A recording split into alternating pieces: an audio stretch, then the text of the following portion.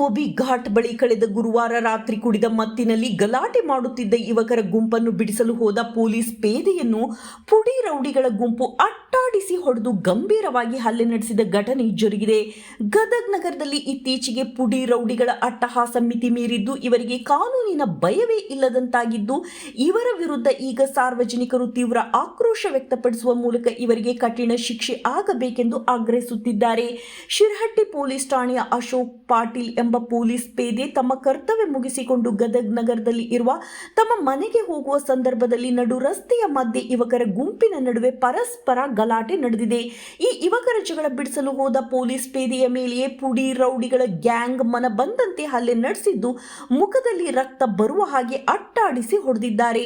ಗಾಯಾಳು ಪೊಲೀಸ್ ಪೇದೆಯನ್ನು ಈಗ ಸೂಕ್ತ ಚಿಕಿತ್ಸೆಗಾಗಿ ಗದಗ್ ಜಿಮ್ಸ್ ಆಸ್ಪತ್ರೆಗೆ ದಾಖಲು ಮಾಡಲಾಗಿದ್ದು, ಈ ಕುರಿತು ಗದಗ್ ನಗರದ ಗ್ರಾಮೀಣ ಪೊಲೀಸ್ ಠಾಣೆಯಲ್ಲಿ ಪ್ರಕರಣ ದಾಖಲಾಗಿದೆ. ವರದಿ ಚಂದ್ರಶೇಖರ್ ಸೋಮಣ್ಣನವರ್.